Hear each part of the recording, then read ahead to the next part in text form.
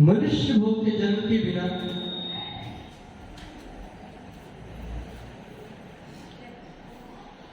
अन्यत्र धर्म कहीं प्राप्त नहीं कर सकते आप। एक मनुष्य पर्याय है जो कि सबसे श्रेष्ठ है, इसे हमने प्राप्त कर लिया है, जैनत्व की प्राप्ति भी प्राप्त कर ली है, लेकिन फिर भी हम कुछ कर नहीं पा रहे।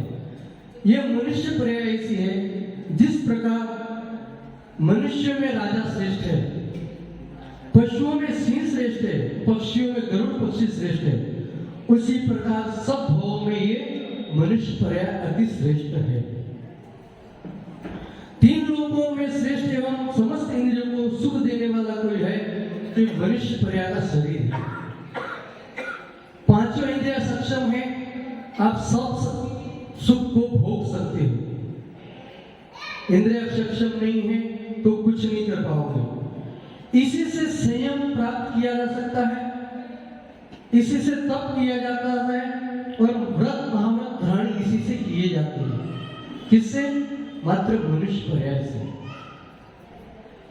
और कोई ऐसी पर्याय नहीं है, कहीं नरक में भी चले गए वहां भी तुमको संयम नहीं पालन कर पाओगे, देवगति में गए वहां भी संयम पालन नहीं कर पाओगे। मात्र एक यही है मनुष्य पर्याय, जिसमें आप संयम का पालन कर सकते हो, तपस्या से कर्मों को फोड़ सकते हो। लेकिन हम ऐसे जीव हैं किस मार्ग पे आने के लिए शर्म कर रहे हैं। ये मार्ग शर्म करने का नहीं है, ये मार्ग मात्र कर्मों को फोड़ने का है। कर्मों को फोड़ने के लिए मोक्ष मार्ग बना है।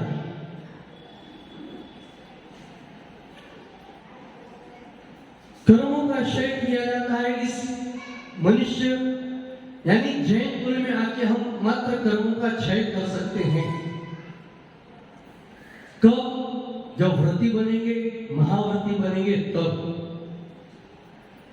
यानी ये मनुष्य पर्याय जैसे तृणों में धान, वृक्षों में चंदन का वृक्ष और पत्थरों में रत्न श्रेष्ठ है, इसी प्रकार एक मनुष्य पर्याय श्रेष्ठ है।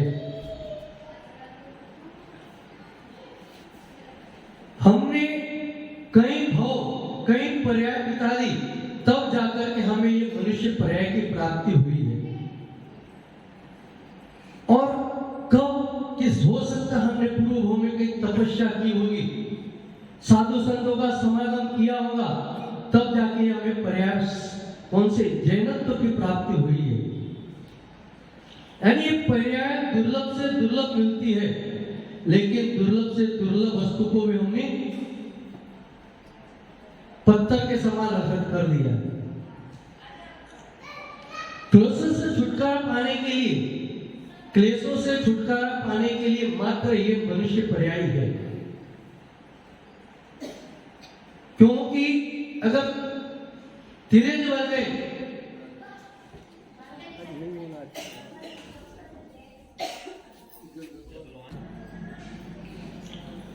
क्लेशों से छुटकारा पाने के लिए इस मनुष्य जन्म जो पाकर भी धर्म नहीं करता है, वो आगे जाकर मात्र दुर्गतियों का कारण बनेगा।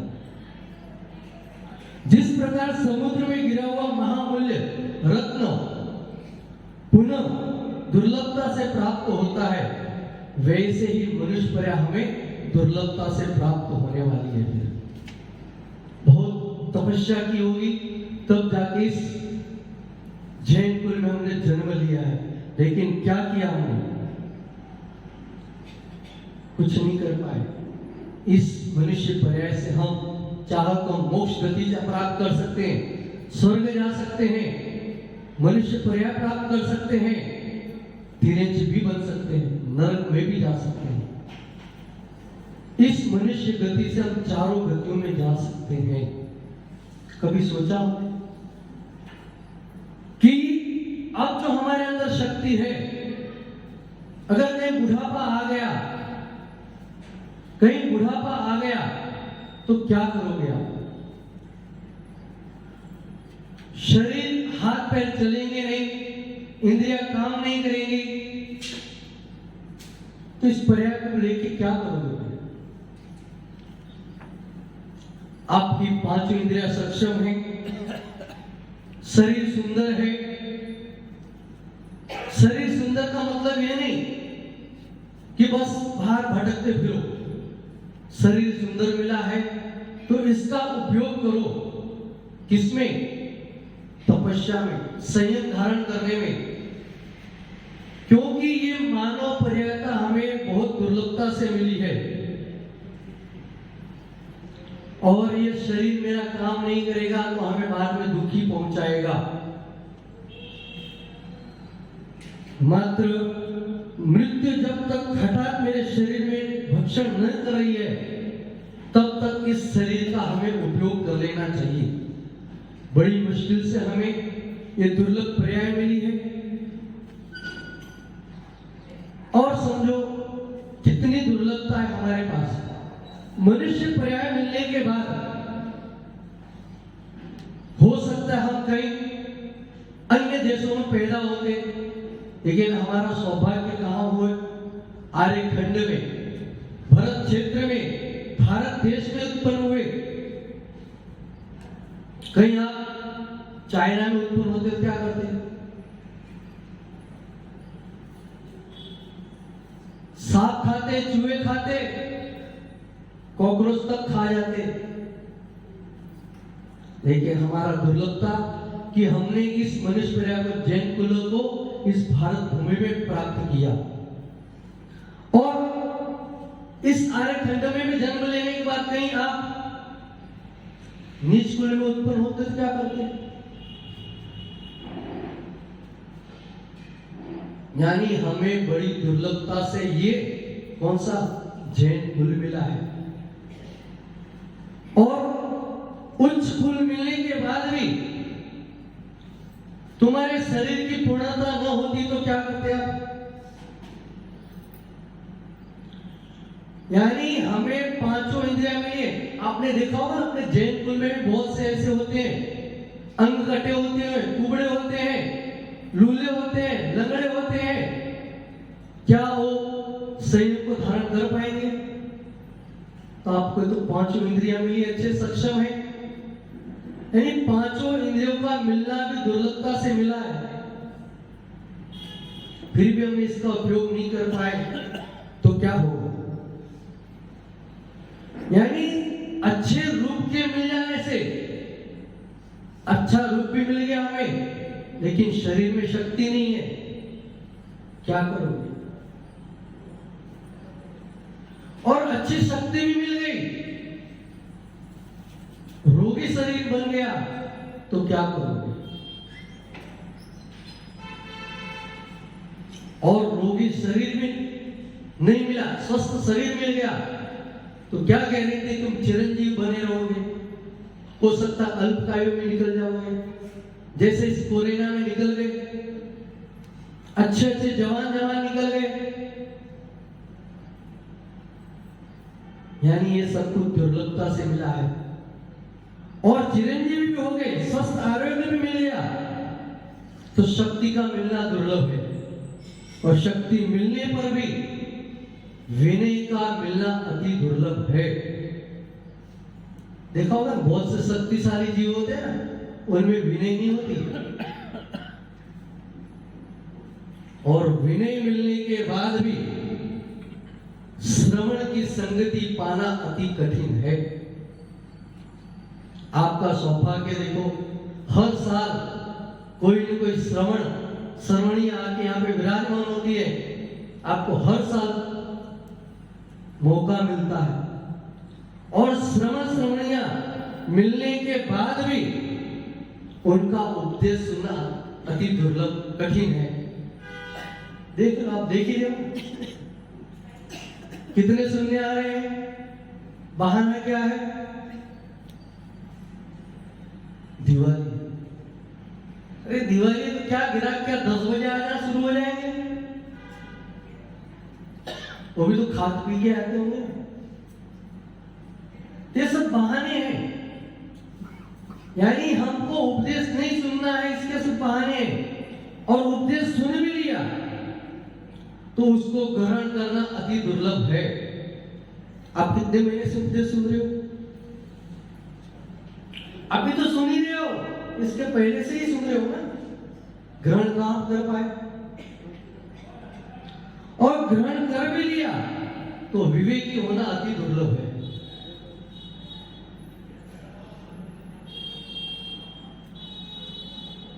विवेकी होने के बाद भी अगर कहीं विवेकी भी हो गए आपकी, तो स्मरण शक्ति भी रहना कठिन है। यानी सोचो, इस मनुष्य पर्याय में आकर हमें हर वस्तु दुर्लभता से मिली हुई है, लेकिन हमने इसका प्रयोग अच्छी तरह से नहीं किया। आपने देखा होगा कि सुबह सुबह आपके नगरों में बहुत से जीव टोकरियां लेके घूमते हैं। टोकरियां माने टोकरी, क्योंकि हम उस आचार्य से बढ़ रहे हैं ना जो वहां की भाषा बोलते हैं, भिंड वाली, तो हमें कोई याद रह जाता है कि बेचारे ऐसे बहुत सारे जीव हैं, सुबह सुबह कोई सब्जी की टोकरियां लेके घूम रहा है, कोई मटका लेके घूम रहा है, कोई खिलौने लेके घूम रहा है, और कोई तो बेचारा मल्ल की टोकरियां लेके घूम रहा है। अहो सौभाग्य हमारा, हम उस कुल में उत्पन्न हुए कि हम भी अपने सिर पे सुबह सुबह क्या लेके घूम सकते हैं? श्री जी को विराजमान कर सकते हैं अपने सर पे, 3 लोग के नाथ को। कितनी बड़ी सौभाग्य को प्राप्त किया है, लेकिन हमने इसे कहा। आपके इस शहर में कितने जीव होंगे जो प्रातः काल उठ करके अभिषेक को जा रहे हैं? बहुत कम है। आप सोचते गुरुदेव आए हमारी रक्षा करें। गुरुदेव रक्षा कहां करेंगे बताओ आपको? वो उपदेश दे सकते हैं। आपकी रक्षा बनकर आई थी, आपने त्यागी व्रत के पिछियों पे क्या बांधा था? राखी। क्यों बांधी थी? आपकी रक्षा के लिए, आपकी रक्षा के लिए बांधी थी ना। तो क्या आपकी रक्षा के लिए आए? पूछो, नहीं है? देखो अश्विनी जी मना कर रहे हैं, भैया गलत। ये रोज आपकी रक्षा कर रहे हैं। किसके द्वारा? उपदेश के द्वारा। लेकिन हम बचना ही नहीं चाह रहे। यानी रक्षा करने वाला रक्षा को तैयार है, लेकिन जिसको रक्षा करनी है, जिसको रक्षा स्वीकार करनी है, अपने आप रक्षित नहीं हो पा रहा है। अच्छा, तो आपने कल क्या मनाया? अवतरण दिवस मनाया कि अपनाया? आपने सुबह से लेके, देखो बुरा मत मानना मेरी बात का, सुबह से लेके शाम तक बहुत सारे उपहार लाए, सब कुछ लाया। मुझे नहीं पता था कि इस शहर में इतने गरीब लोग रहते हैं जो इतना सस्ता उपहार लेके आ गए।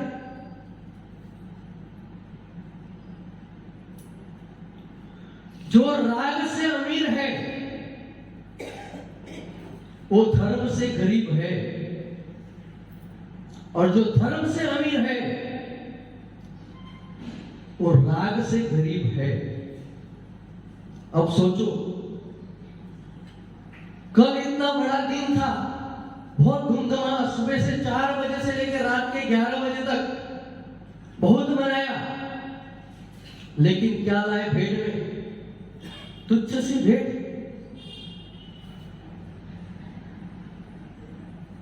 ये भेंट किस काम की हमारी?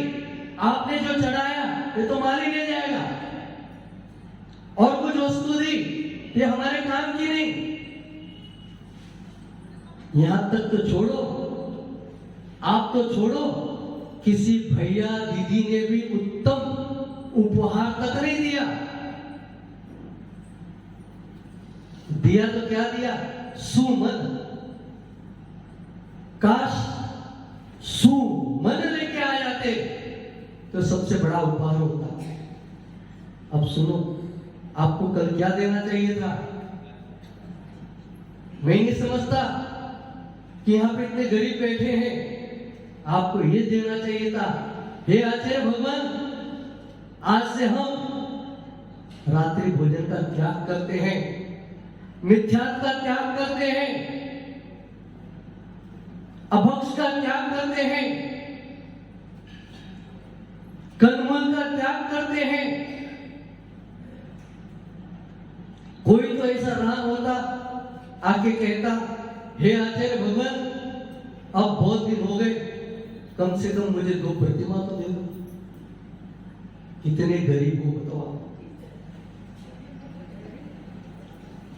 सोचो अपने अंदर। यहां तो छोड़ो, आपके बच्चे आपके बाहर में पढ़ते आए होंगे दिवाली पे, सबके बच्चे आए होंगे दिवाली पे। काश अपने बेटे बेटियों को लेके आके इनके पास और कहते हैं भगवान कम से कम इनको इतना तो नियम दे दो कि ये जब तक शादी न करे तब तक इन्हें ब्रह्मचर्य का व्रत तो दे दो। ये सबसे बड़ा उपहार होता। ये तुम्हारे उपहार नगण्य है, हमारे किसी काम के नहीं है। अभी भी कुछ नहीं बिगड़ा है राजू भैया, अभी भी कुछ नहीं बढ़ा है। उठाओ नारियल चढ़ाओ। और भैया दीदी वो भी तो कह सकते थे हे गुरुवर मैं 2 में अटका हूं, 2 से आगे जाना चाहता हूं, 5 में आना चाहता हूं, 7 में आना चाहता हूं। उन्होंने भी मात्र सुमन चढ़ा दिया, समाप्त कर।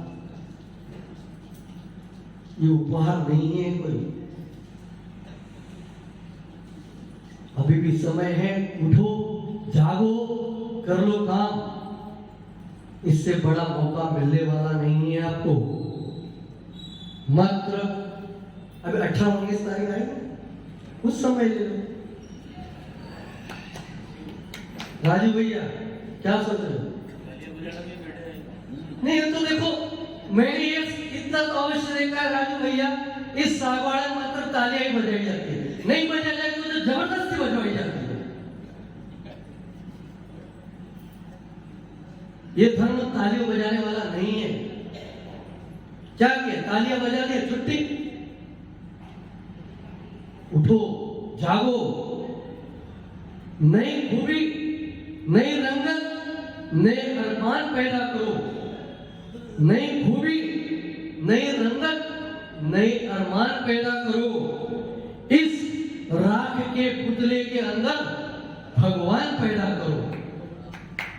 ये कर सकते हो। कब तक भक्त बन के बैठे रहोगे?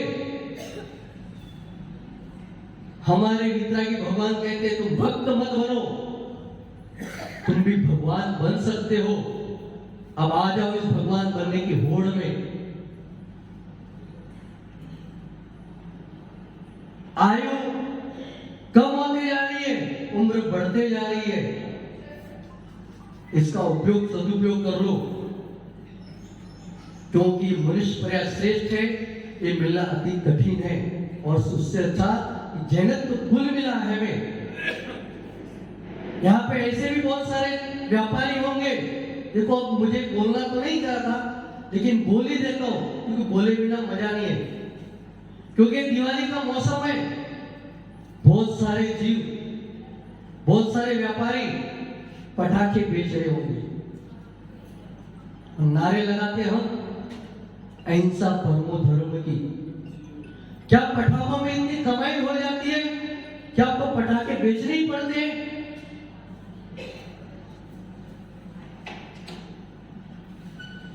मैं आपसे पूछता हूं इन बुजुर्गों से, एक समय ये था, ये भी व्यापारी ऐसा, किराना के व्यापारी भी होंगे इसमें कोई।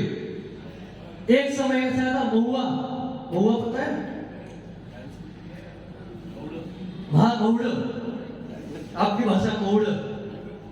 तो उसे बेचते थे, महुड़ा बेचना बंद कर दिया, तो क्या आपके व्यापार में कमी आई? ऐसे भी जीव हैं, धर्म तो बहुत कर रहे हैं, लेकिन आलू बेच रहे हैं। सोचो, कृतकालिक अनुमोदना यहां पे हमारे बताया गया है। क्या किया? लोग बोलते हमारे पटाखे छोड़ने का त्याग, पटाखे छोड़ने का त्याग मत करो, पटाखे बेचने का त्याग करो पहले तो। और नौजवानों से इतना ही है, पटाखे छोड़ने का तो त्याग करो, लेकिन पटाखे देखने का भी त्याग करो। अब समझ में आएगा, जब थोड़ी अंदर से सोचोगे तब आपको समझेगा पटाखा देखना क्या होता है। ओम नमः सिद्धेभ्यः।